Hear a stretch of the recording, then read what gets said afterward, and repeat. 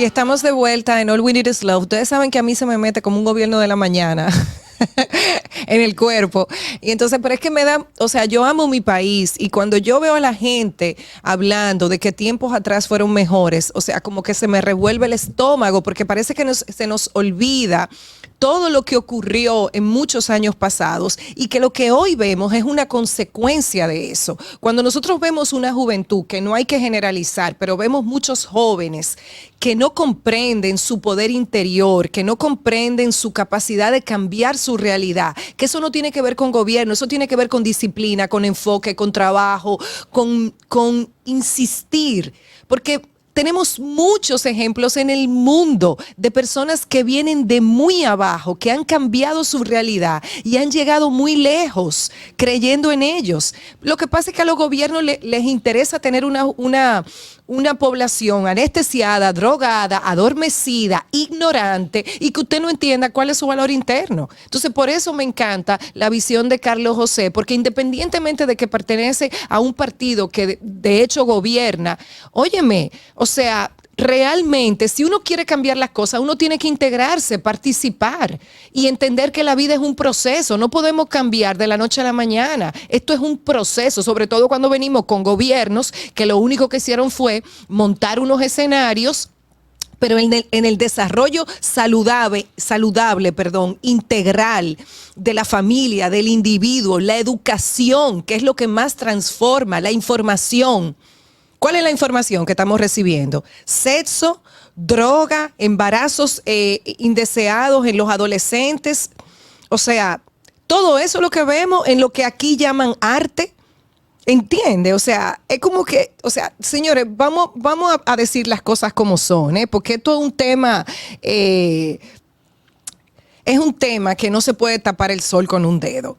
La información que reciben nuestros niños, nuestros adolescentes, nuestra juventud, en un 80%, es totalmente desasociada de valores fundamentales que están relacionados con el respeto, con la generosidad, con la nobleza, con la ética, pero sobre todo con el amor propio. O sea, comprender nuestro valor, nuestro sentido de valor. Entonces, que no tiene nada que ver con el físico, no tiene nada que ver con si tú le gusta un hombre o no le gusta un hombre, tiene que ver con el desarrollo de un individuo.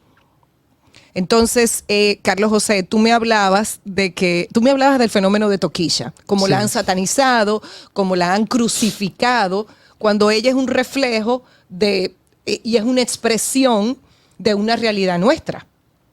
Sí, mira, yo creo que no justifico nada, cada quien tiene derecho a decir y expresarse como quiera. O sea, yo no estoy diciendo ni que mal ni que bien, pero específicamente crucificarla a ella, porque ella es lo que representa de alguna manera una realidad en nuestros sectores. Sí, mira, yo creo que de manera particular pasa siempre con los urbanos. O sea, al final, ¿qué dicen los urbanos? Los urbanos dicen lo que viven. Yo recuerdo que para el 2006, creo que, si no me equivoco, 2006 o 2005, se hizo famoso Lápiz Consciente y Joa con una canción que se llamaba Calle es Calle. A ellos relataban embarazo adolescente, abuso policial, falta de atracos, falta de vigilancia en los sectores. Entonces, ese problema que ellos relataban, el problema era el mensajero. O sea, tenemos que censurar la música urbana porque retrata realidades. No, es que si yo de la burbuja de mis privilegios no veo esa realidad y no sufro esa realidad, yo voy a querer censurar. Yo creo que la música urbana puede servir incluso para el desarrollo de políticas públicas. Cuando nosotros pensamos en lo que Toquicha expresa en Desacato Escolar, nosotros no tenemos que estar pensando probablemente en que, pero ella dice que eso pasa en una escuela, ¿cómo le puede pasar por la mente? No, es que eso realmente pasa en algunas escuelas. Y pasaba cuando yo estaba en un centro educativo. Quizá en el bachillerato, pasaba cosas que tú decías, pero esto no puede estar pasando aquí adentro. Entonces, al final, el problema no es que Toquicha se exprese de la forma en la que se exprese, sino el problema es que nosotros no atacamos el claro, tema de la violencia escolar y de la indiferencia. De la seguridad escolar, por ejemplo. O sea, como que nosotros tenemos que enfocarnos en el problema para buscar la solución y no enfocarnos en el emisor del problema, en el portador y portavoz de ese problema que precisamente lo hace. Y no lo digo que lo haga con este fin, pero es uno de los efectos que tiene. Al final esos problemas cuando llegan a la sociedad se convierten en un problema social, en una causa de la sociedad, se centran dentro o se ubican dentro del centro de la agenda política de la sociedad, y eso es lo que permite que mañana se centre en la agenda de políticas públicas del Estado Dominicano para poder solucionar esos problemas.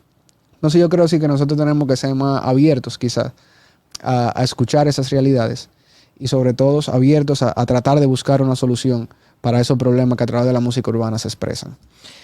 Nosotros al principio del programa conversábamos un poquito de Juan Pablo Duarte, hablando de valores.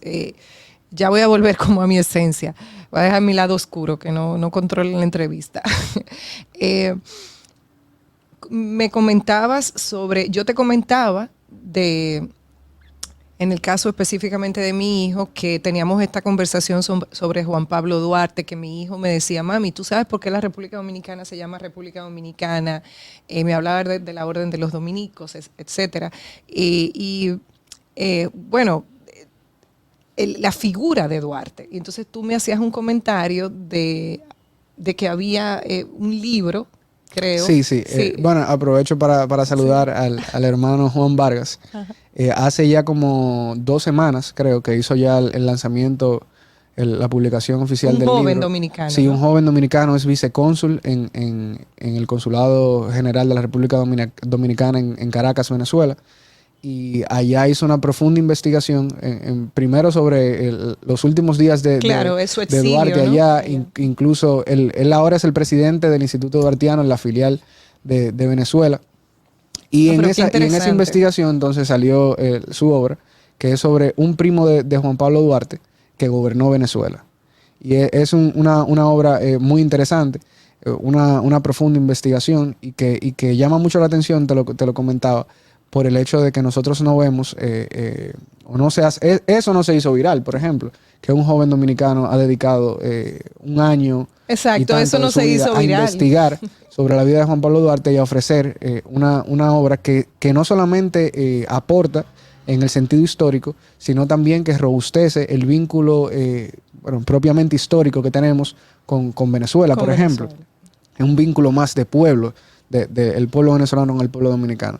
Y yo creo que eso es lo que pasa. Y incluso me sentí de verdad, te lo había dicho ahorita, muy identificado con lo que me decías de tu hijo, por el hecho de que tú me decías que a tu hijo le interesa trabajar el tema de la salud mental como sí, de la salud mental en las políticas públicas. Dentro de las políticas públicas. Es precisamente de eso que se trata, de que nosotros los jóvenes podamos identificar nuestras causas y animarnos a participar para luchar por nuestras causas.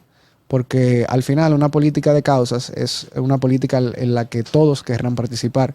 Es una política que el debate se eleva, porque al final yo voy a estar defendiendo de qué manera yo entiendo que se va a resolver el problema de la pobreza, y probablemente tú, que tienes otra forma de pensar, vas a defender de qué forma se va a resolver. Al final, ¿qué va a pasar? Se va a resolver el problema con tu idea o con la mía, y al final gana la sociedad.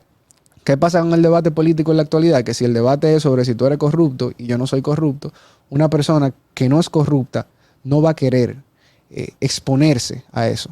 Es por eso que tiene que haber una profunda vocación de servicio. Totalmente. Tiene que haber muchas causas que te muevan para tú decidir arriesgarte a participar en política. Porque quienes participamos en política arriesgamos demasiado. Arriesgamos que mañana una persona decida, un asesino de reputación, sentarse en un programa a decir que yo soy un corrupto simplemente por el hecho de que yo no represente lo que a él le interesa.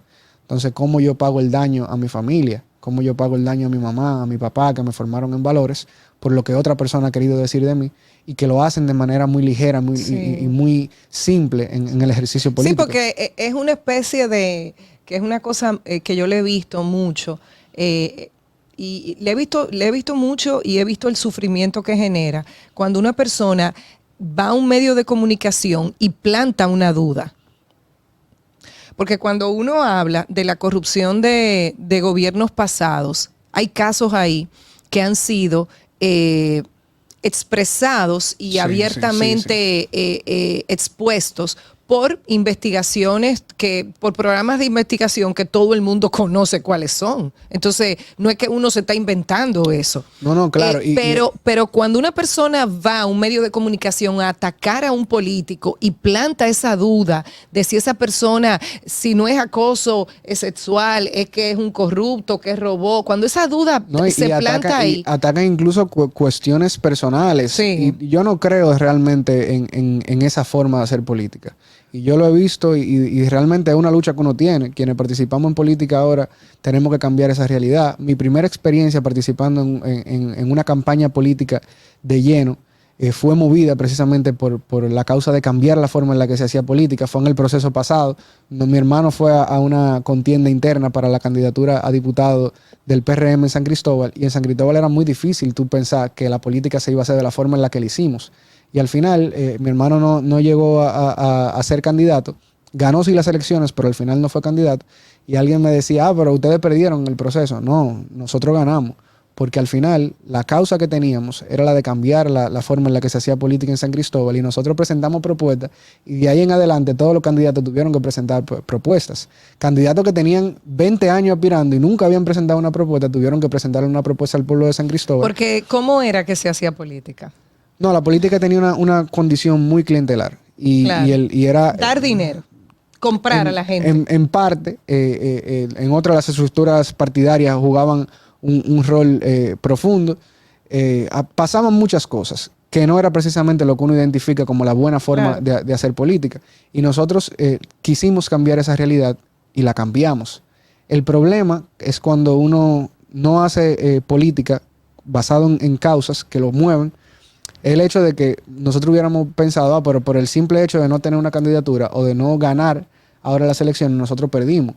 No, porque cuando tú tienes algo que va más allá de ti, que son las causas, precisamente, bueno, cuando tú tienes eso, claro, con que eso gane, tú ganas. Por supuesto. No se trata de llegar a un puesto público.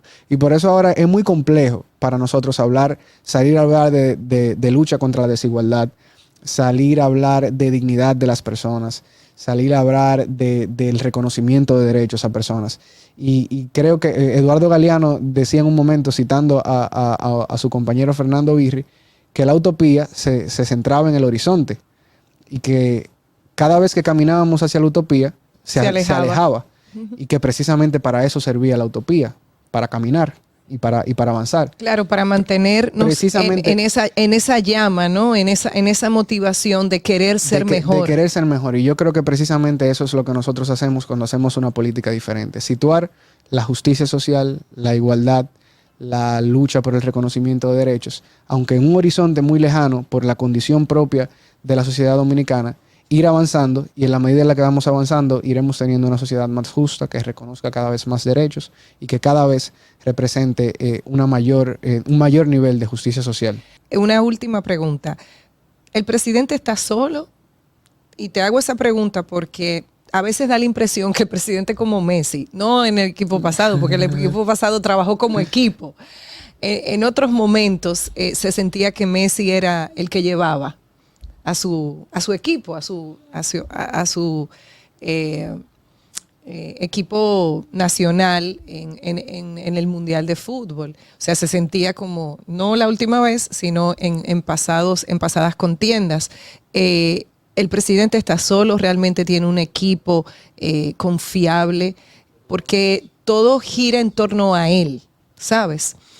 Tú sabes que somos es un pueblo que le gusta tener un papá, aunque se le llama Hipólito papá, pero Balaguer se portó como una especie de papá, el papá que da los dulces, ¿no? El papá que da la fundita, que da el dulce, esa asistencia social clientelar de la que hablamos. Danilo Medina también se caracterizó por ser un poco, le voy a quitar el poco, ser autoritario y ser como una figura también.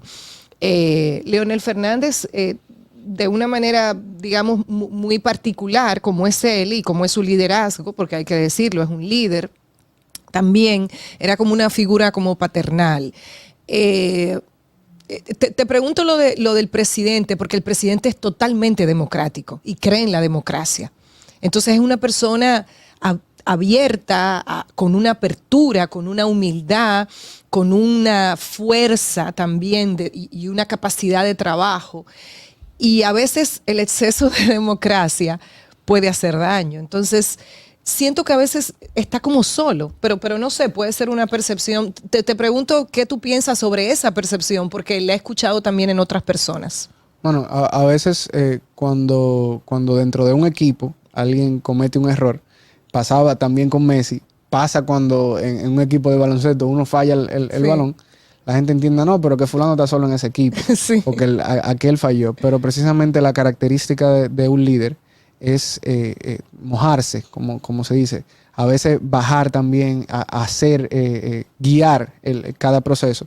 Y yo creo que el presidente está muy bien acompañado. Y un ejemplo de eso, el propio rol que ha tenido la vicepresidenta. La vicepresidenta, sí, por Que la supuesto. Pero ella no es vicepresidenta- política. Ella no es política, pero es parte del equipo. Sí. Quizá es muy a veces difícil para quienes han hecho política ver que una persona que no es activamente una militante Pero es que yo creo política. que el éxito de Raquel, de nuestra vicepresidenta, es que no es política. Es una mujer de ejecutar, de Sí, yo creo accionar. que Ese es el éxito de ella. Ella es muy pragmática y muy Claro. enfocada en resultados. Y esa ha sido una de las visiones principales del gobierno del presidente Luis Abinader. ¿Por qué hay que dar buenos resultados? ¿Por qué hay que luchar por la eficiencia? Porque este pueblo, de manera fundamental, ha tenido, y los últimos ejemplos de los gobiernos que ya hemos hablado, es lo que le ha creado, es una profunda desconfianza en el Estado, una profunda desconfianza en sus instituciones. Y nosotros tenemos, y digo nosotros como Partido Revolucionario Moderno, que dentro de sus estatutos se establece como uno de los principios la institucionalidad, recuperar esa institucionalidad, y se recupera a través de precisamente luchar por la eficiencia, luchar por obtener buenos resultados. Y creo que el presidente, con el equipo del Partido Revolucionario Moderno, de las fuerzas aliadas e incluso de un sector de la sociedad civil que lo ha acompañado en el gobierno, está precisamente bien acompañado y enfocado en los resultados de transformar y cambiar la República Dominicana para bien. Carlos, muchísimas gracias. Yo creo que este va a ser el principio de muchas conversaciones, porque qué energía Ojalá. tan linda y qué claro tienes tus valores, tus causas, tu propósito. El que tiene un propósito y tiene un sentido encuentra cómo hacerlo.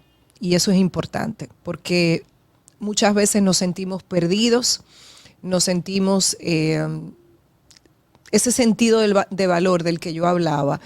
Se está herido y la gente no sabe qué hacer, no sabe cómo cambiar una realidad. Y eso solamente se puede hacer cuando tenemos un propósito. Y me encanta eso de ti, Carlos, que tienes tus propósitos muy claros, tus metas, y eso siempre nos da un norte. No importa lo que esté pasando, uno sigue adelante porque uno tiene un propósito, uno tiene un ancla, ¿no? Yo creo que ha sido un lindo programa, totalmente inspirador escucharlo. Gracias por abrir tu agenda, gracias por estar aquí, Carlos José. Estuvimos con Carlos José Hernández, que forma parte miembro de la Juventud del PRM, abogado y con una especialidad en economías de derecho y gestión pública. Espero que haya sido un programa de valor. Dios los bendiga. Namaste.